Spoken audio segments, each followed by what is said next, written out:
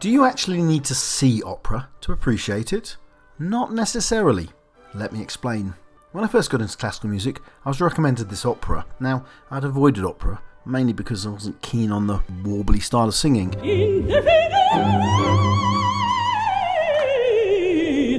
But I bought the CD anyway, went home and donned my headphones. What happened next absolutely amazed me.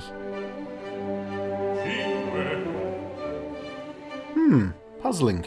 I wasn't exactly sure what opera was supposed to be, but I'd assumed it involved overweight knights and princesses with vials of love potion and, ye oldie stories. Instead, a man's voice calling out numbers in Italian. I grabbed the libretto, started to follow the actual text. He was counting. Counting what? Steps. He was trying to work out where to fit a bed in the room. You see, this was a marriage bed. The man's name was Figaro, and he was getting married tomorrow.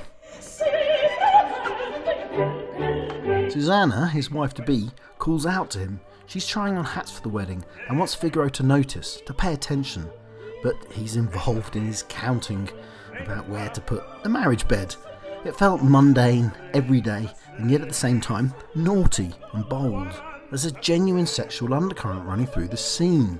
Bride-to-be wants to be beautiful, and he's thinking about where the bed's going. This wasn't the world of knights I was expecting. This was a scene of contemporary domestic pleasure, described with a knowing eye. What I didn't appreciate at the time was how Mozart's music meant I didn't have to see the opera to understand what was going on. The music was already telling me, and it was doing so before anyone had even spoken or sung a word. Take Figaro. Firstly, here's his tune as he sings it.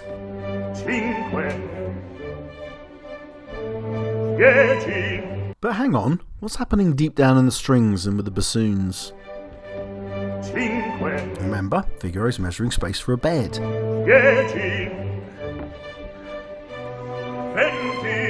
You can actually hear those footsteps bonking around the room, deep in those strings.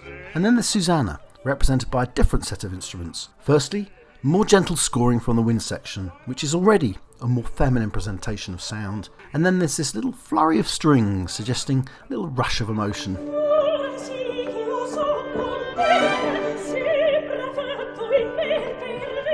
And so if you look at the first few bars of this opera, you realise Mozart has set up everything before anyone has even spoken or sung.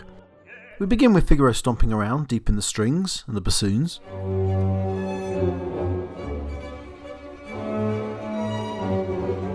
And immediately afterwards comes Susanna's woodwind, followed with a little emotional flutter in the violins.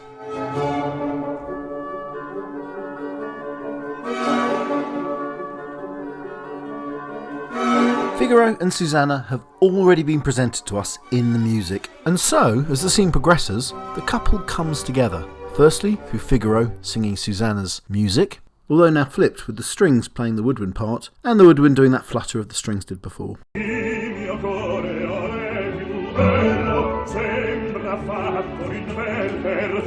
Figaro's not only heard her, he's responding with her music.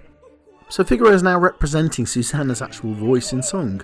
And then, of course, they come together in song.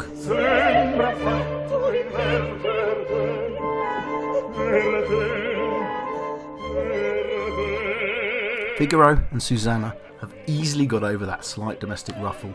Now, these two heroes of the opera join together in song.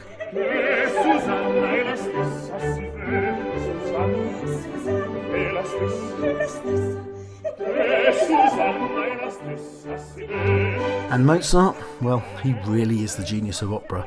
The way he scores instruments becomes another level, not just of musical, but character-based insight, even psychological insight into his characters.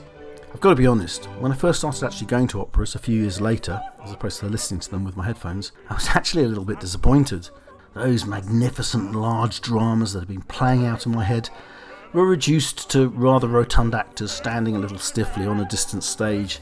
The reality never quite matched the images in my head. On the other hand, I have had one or two experiences of the opera that have been absolutely mind-blowingly brilliant, because it's live, and you really can't beat live music. So, in a way, I'm just expressing a truth of our multimedia world when I say you don't have to go to an opera, or even see it, to actually appreciate it. And that's particularly true if it's been written by Mozart. Thank you, and please subscribe.